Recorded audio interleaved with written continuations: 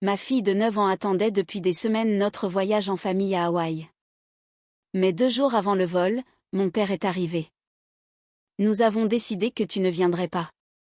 Tes neveux ne veulent pas te voir, m'a-t-il dit en tenant ma carte bancaire à la main. Et puis, j'ai dit ceci, bonjour, je m'appelle Joseph. J'ai 34 ans. Je vis à Lyon, en France, et je travaille comme hygiéniste dentaire. J'ai une fille de 9 ans nommée Liliane, qui est mon univers entier. Et je suis ici parce que j'ai besoin de raconter mon histoire à quelqu'un, car si je la garde en moi plus longtemps, je risque de devenir folle.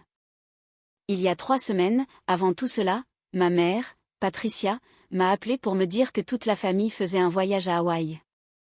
Mes parents, mon frère aîné, Cédric, sa femme Daphné, leurs 2 garçons, Adrien et Maxime, et moi-même avec Liliane. Cela semblait merveilleux. C'était exactement ce dont nous avions besoin, honnêtement, car l'année précédente, j'avais vécu un divorce très pénible avec le père de Liliane, Thierry. Et ma fille commençait à devenir silencieuse, n'ayant plus envie d'aller aux fêtes d'anniversaire. Son thérapeute a dit qu'elle avait besoin de quelque chose à attendre avec impatience. Alors, quand maman a parlé d'Hawaï, j'ai pensé, c'est ça. C'est la chose qui va faire sourire à nouveau mes enfants. Et puis Cédric, mon frère, qui a 38 ans et qui est étrangement toujours fauché malgré un bon salaire dans la vente automobile, Cédric envoie un message dans le chat familial disant qu'il est un peu à sec ce mois-ci et qu'il pourrait avoir besoin que quelqu'un avance les frais. Et avant même que je puisse répondre, ma mère m'a appelé en privé. Joseph, ma chérie, tu es la plus responsable. Pourrais-tu mettre toutes les dépenses sur ta carte? Tout le monde te remboursera. Alors, je l'ai fait, car c'est mon rôle dans cette famille. Je suis celle qui paie toujours l'addition, qui conduit 2 heures pour chaque fête, qui envoie de vrais cadeaux d'anniversaire et qui reçoit un texto tardif disant « Joyeux anniv ». Est-ce que quelqu'un d'entre vous sait ce que ça fait? Être la personne fiable sur qui tout le monde compte, mais que personne n'apprécie vraiment. J'ai réservé les vols pour nous 8.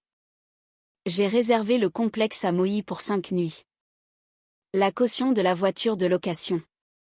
Le total s'élevait à un peu moins de 11 000 €. Mon argent, ma carte et Liliane. Oh là là, cet enfant était à un tout autre niveau d'excitation. Elle a fabriqué une chaîne de comptes à rebours en papier de construction.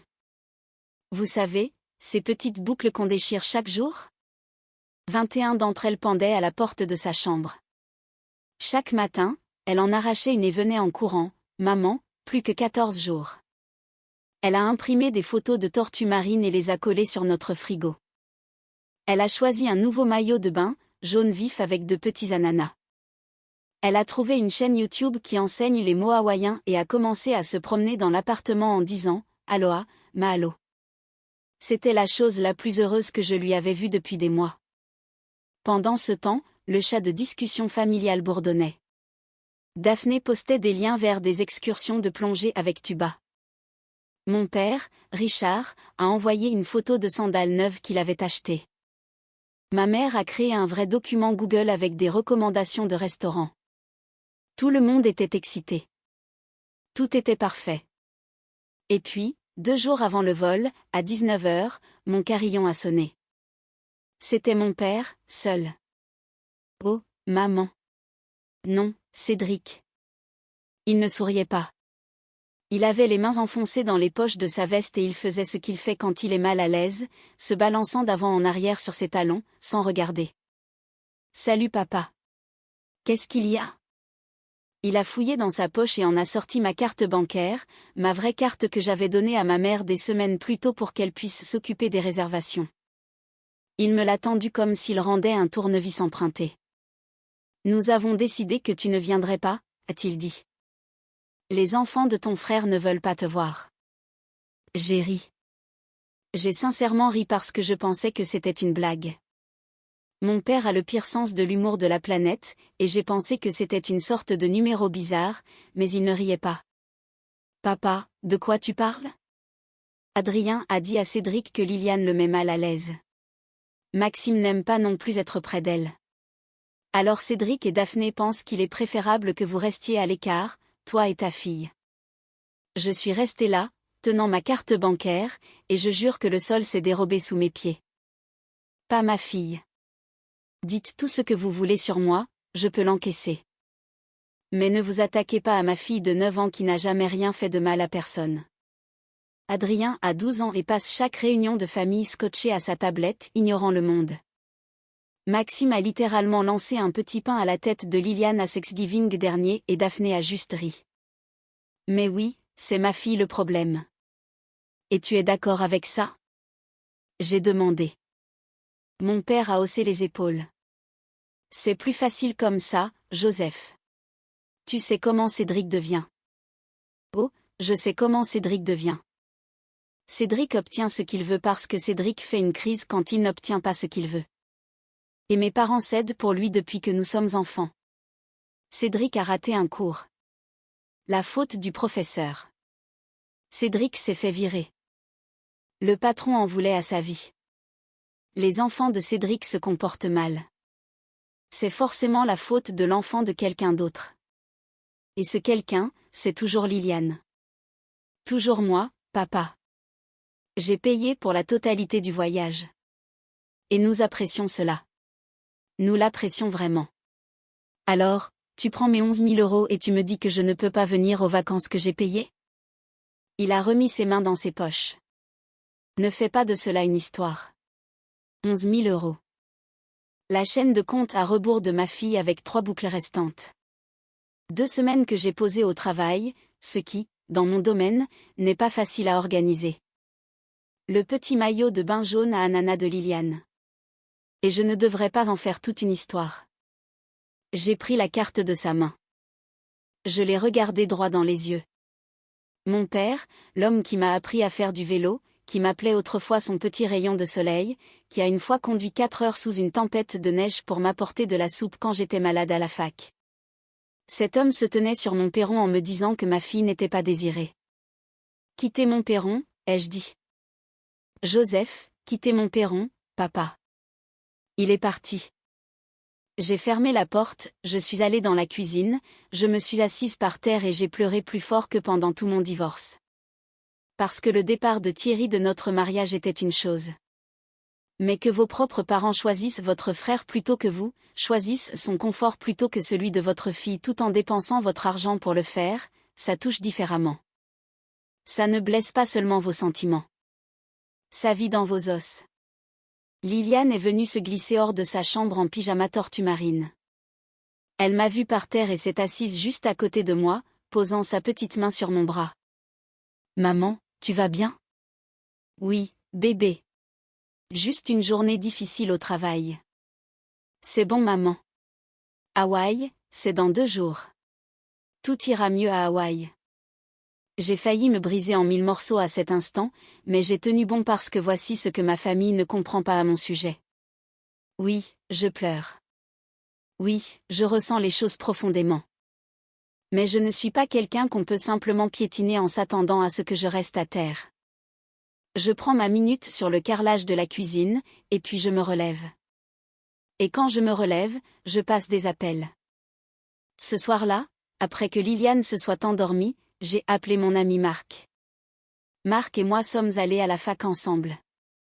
C'est un avocat spécialisé en contentieux civil dans un cabinet de taille moyenne au centre-ville et l'une des meilleures personnes que j'ai jamais connues. Nous sommes le genre d'amis qui s'envoient des mèmes à minuit et prennent un brunch tous les 2 dimanches. Il m'a aidé avec certains aspects juridiques de mon divorce. Il ne m'a jamais facturé un centime même si j'ai essayé de le payer. Il a décroché à la 2e sonnerie. Joseph, tout va bien? Je lui ai tout raconté. Le voyage, l'argent, mon père à la porte, ce qu'il a dit à propos de Liliane, tout. Il y a eu un long silence. Combien as-tu payé? A-t-il demandé. Presque 11 000 €. Et ils partent toujours en voyage? Ils s'envolent jeudi. Joseph, et sa voix est passée à ce ton calme et posé qu'il utilise quand il cesse d'être mon ami et commence à être avocat. Ce n'est pas seulement un désaccord familial. Tu as payé pour des services dont on t'exclut. Il existe de vraies options juridiques ici. Options juridiques contre mon propre père? Contre quiconque prend mon argent et ne livre pas ce qui a été promis. La famille ne change rien à cela. J'y ai réfléchi. Cela me semblait terrifiant, lourd et, pour être honnête, un tout petit peu exaltant en même temps. Mais ensuite, j'ai regardé dans le couloir vers la chaîne de compte à rebours de Liliane accrochée à sa porte. Ces 3 dernières petites boucles en papier, et quelque chose a changé en moi. Dis-moi ce que je dois faire. Marc m'a dit que nous en parlerions le matin. Il m'a dit, ne supprime aucun message. N'annule rien. Et ne contacte pas ma famille avant que nous ayons reparlé. Capture d'écran de tout, a-t-il dit. Le chat de discussion, les reçus, chaque email de confirmation, chaque paiement, tout. J'ai passé la nuit jusqu'à 2 heures du matin à tout sauvegarder dans un dossier sur mon ordinateur portable. Je l'ai intitulé Hawaï. J'avais peur, car une fois que vous engagez une action en justice contre vos propres parents, vous ne pouvez pas l'annuler. Cette porte ne se referme pas doucement. Et je ne savais pas si j'étais assez courageuse pour la franchir. Mais ensuite, j'ai pensé à la chaîne en papier de Liliane, à son maillot de bain à ananas, au haussement d'épaule de mon père. Oui, j'étais assez courageuse, car le lendemain matin même, Marc est arrivé à mon appartement avec 2 cafés, un bloc-notes et un regard qui me disait qu'il n'avait pas dormi de la nuit non plus. Et ce qu'il a étalé sur ma table de cuisine était quelque chose que ma famille n'avait absolument jamais prévu. Mais avant de vous parler de cela, je dois vous raconter ce que ma mère a fait quand elle a réalisé que je n'allais pas simplement disparaître silencieusement et les laisser profiter de leurs vacances en paix. Parce que ce qui est sorti de la bouche de cette femme me tient encore éveillée la nuit, honnêtement. Alors, le matin après que mon père soit apparu sur mon perron, j'étais assise à ma table de cuisine avec 2 cafés froids et un bloc-notes rempli de l'écriture de Marc. Liliane était à l'école et Marc était en face de moi, m'expliquant mes options comme s'il l'avait fait 100 fois, ce qui, honnêtement, il l'a probablement fait, juste pas pour quelqu'un à qui il tient vraiment. Tu as 2 voies ici, m'a-t-il dit. Voie 1, tu contactes ta famille, tu demandes le remboursement de l'argent, et tu espères qu'ils feront ce qu'il faut. Voie 2, s'ils refusent, nous déposons une réclamation civile pour recouvrement des fonds. Et tu penses qu'ils refuseront? Il m'a lancé ce regard. Ni jugeant, ni compatissant, juste honnête. Joseph, il s'envole demain à tes frais et on dit à ta fille de 9 ans qu'elle n'est pas la bienvenue. Qu'en penses-tu? Un point juste. Mais Marc a dit que nous devions essayer la première voie avant la seconde. Juridiquement, cela paraît mieux si tu peux montrer que tu as fait un effort de bonne foi pour résoudre les choses en privé. Alors, il m'a aidé à rédiger un SMS à ma mère.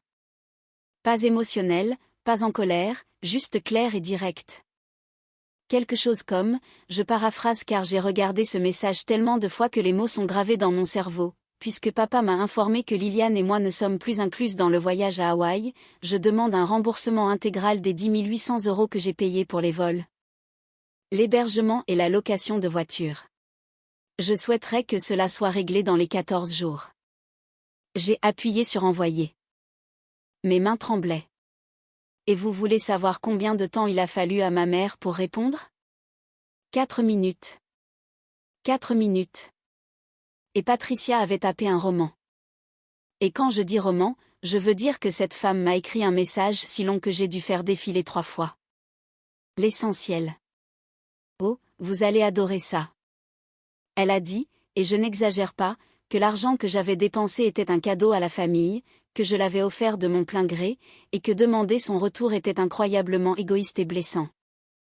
Elle a dit que j'étais en train de gâcher ce qui était censé être un beau souvenir de famille, et que j'aurais dû avoir honte de moi de mettre un prix sur la famille. Un prix sur la famille qui venait de m'exclure. Voyez-vous la logique? Moi, non. Je ne vois vraiment pas. Vous prenez mon argent, vous me mettez à la porte, et ensuite quand je demande qu'on me le rende, c'est moi l'égoïste. S'il vous plaît, que quelqu'un m'explique ça. Mais elle n'avait pas fini. Oh non. Patricia ne faisait que s'échauffer. Elle a dit que Cédric et Daphné avaient tout à fait le droit de protéger le bien-être émotionnel de leurs enfants, et que si Liliane mettait Adrien et Maxime mal à l'aise, peut-être que je devrais regarder en moi-même en tant que mère au lieu de pointer du doigt. Regarder en moi-même en tant que mère. Ma mère m'a dit ça à propos de ma fille qui fabrique littéralement des bracelets d'amitié pour des enfants qu'elle connaît à peine. La même Liliane qui a pleuré le mois dernier parce qu'elle avait accidentellement marché sur une tente. Cet enfant est apparemment une menace émotionnelle pour deux garçons plus grands qu'elle et qui lui ont mis du chewing-gum dans les cheveux lors d'un barbecue de famille. Maman, je vais regarder en moi. J'ai montré les messages à Marc. Il les a lus 2 fois sans rien dire, puis m'a regardé et a dit, capture d'écran de tout ça. Nous passons à la voie 2. Et honnêtement, je me suis sentie soulagée parce que maintenant, je n'avais plus à me sentir coupable. Je leur ai donné une chance. Ils n'ont pas seulement dit non. Ils m'ont insulté tout en disant non. Il y a une différence. Maintenant, voici où ça devient compliqué. Et je dois être honnête avec vous, car c'est la partie qui m'a coûté des nuits blanches pendant des semaines.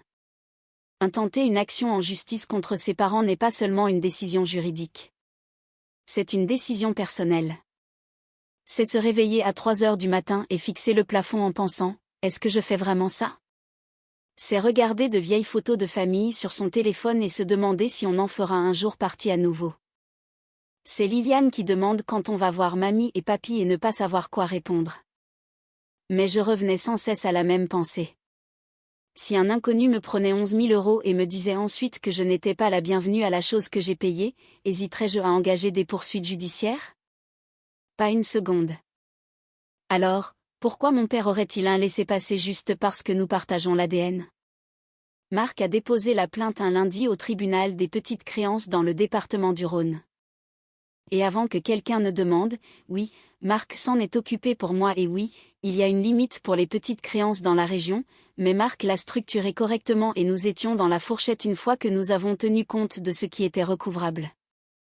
Il ne m'a pas facturé. Je lui ai dit 100 fois que je le paierais et il n'a cessé de dire « Offre-moi le brunch pour l'année prochaine et on est quitte ».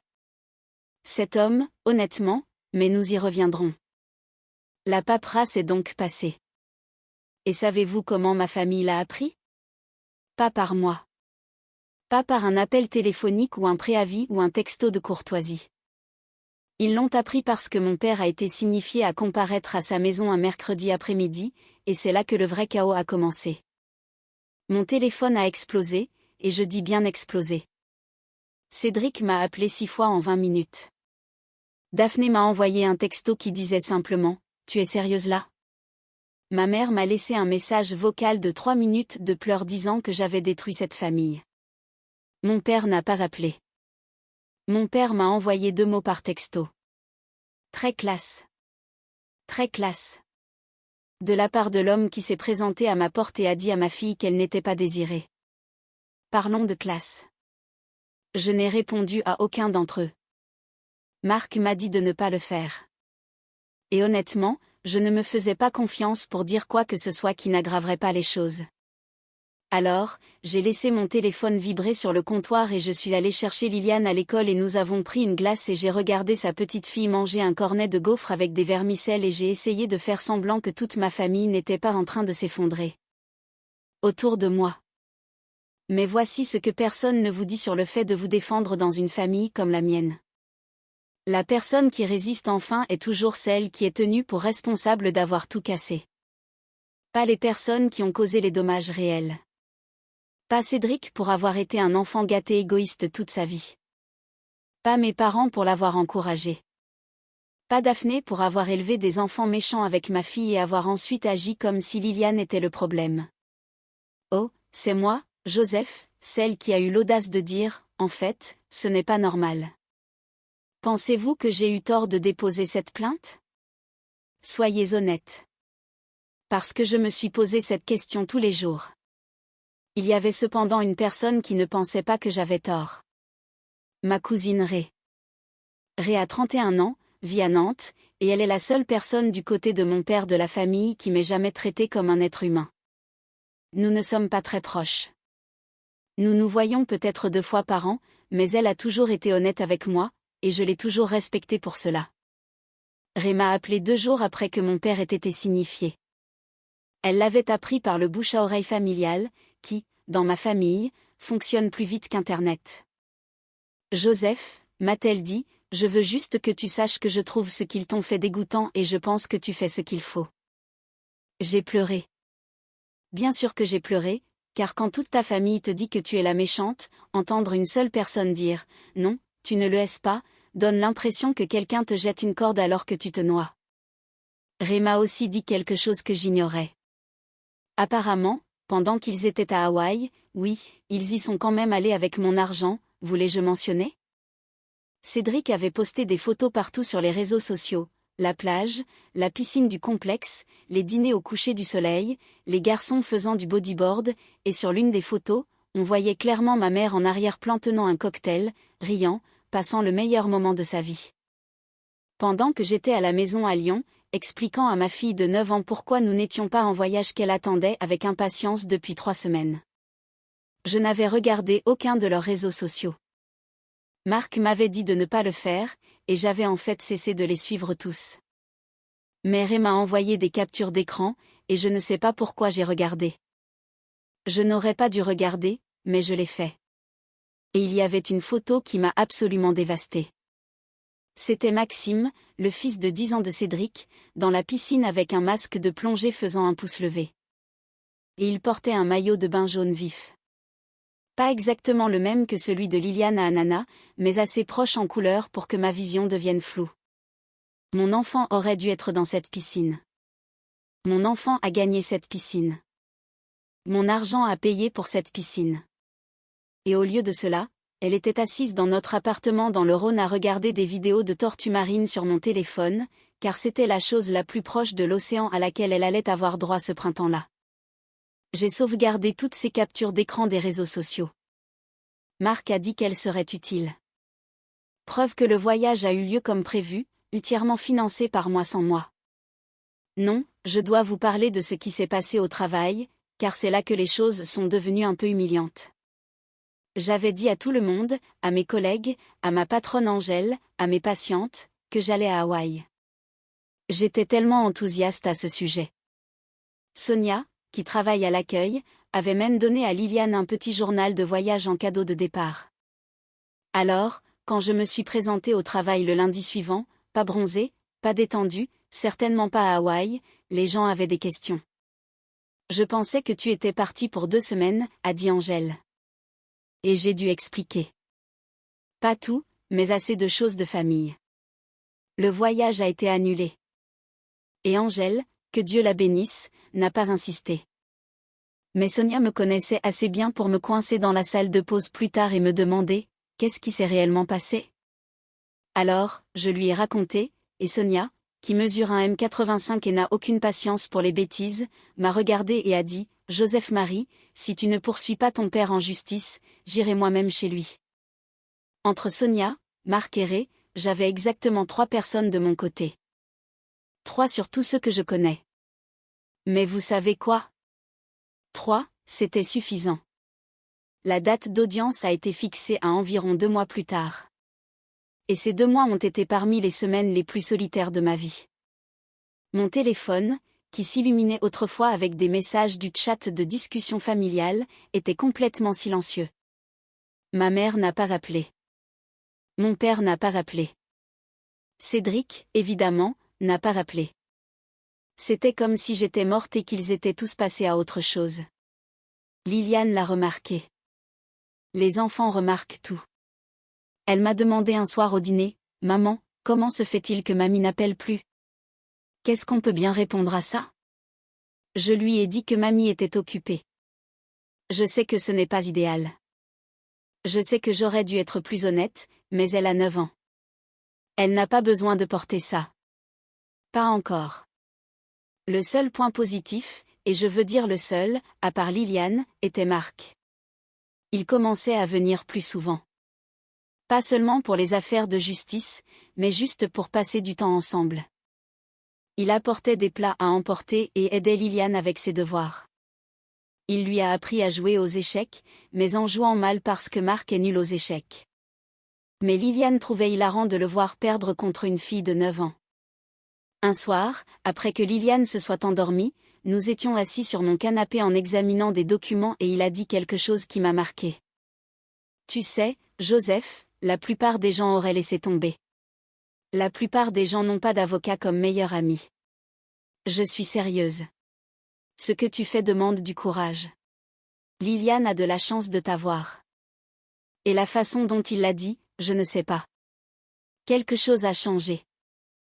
Pas de façon spectaculaire, pas comme dans les films. Juste cette chose calme et chaleureuse entre nous qui n'était pas là avant. Ou peut-être qu'elle était là depuis un moment et que je ne l'avais pas remarqué parce que j'étais trop occupée à être le paillasson de la famille pour prêter attention aux personnes qui se sont réellement présentées pour moi. Mais je n'avais pas le temps d'y penser, car la date d'audience approchait. Et ma famille, ils étaient sur le point de faire quelque chose qui rendrait les choses 10 fois pires, car environ 3 semaines avant l'audience, j'ai reçu une lettre, pas de l'avocat de mon père, bien qu'il en ait eu un d'ici là. Cette lettre venait de Cédric, une lettre manuscrite que Cédric n'avait envoyée à personne depuis probablement la 3e année. Et ce qu'il avait écrit dans cette lettre était si incroyablement manipulateur et si parfaitement Cédric que lorsque je l'ai lu à Marc a éclaté de rire et a dit « Il est sérieux ?» Oh, il était sérieux. Et ce qu'il me demandait de faire, je n'arrive toujours pas à croire qu'il ait eu l'audace. Mais j'y arriverai. Parce que cette lettre a déclenché une série d'événements à laquelle je ne m'attendais vraiment pas. Et à la fin, ma vie était complètement différente de ce que j'avais imaginé. La lettre de Cédric. Dimanche matin, Liliane chez Thierry. Moi sur le canapé en pyjama en mangeant des céréales. J'ai attrapé le courrier et voilà. 2 pages dans la mauvaise écriture de Cédric. Les points saillants. Il est déçu de la femme que je suis devenue. Je suis en train de déchirer la famille à cause de l'argent. Adrien et Maxime sont traumatisés. Et le grand final.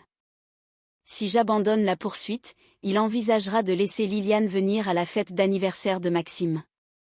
Envisagera. Liliane n'aime même pas Maxime. Elle m'a dit une fois, « Maman, Maxime sent le vieux fromage et il est méchant.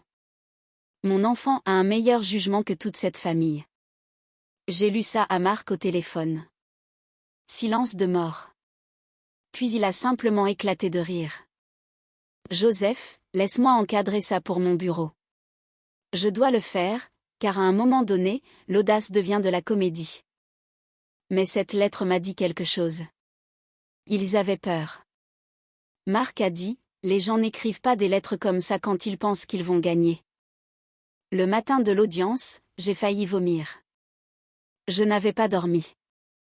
J'avais mangé compulsivement un paquet entier d'Oreo à minuit. Marc est venu me chercher en costume, ce que je ne lui avais jamais vu. Il était très beau. Pensée inutile le matin d'un procès contre votre père, mais mon cerveau a un très mauvais timing. Au palais de justice, ils étaient là. Mon père avait l'air misérable. Ma mère agrippée à son sac à main comme à une bouée de sauvetage. Cédric dans un costume trop serré faisant son visage de dur à cuire.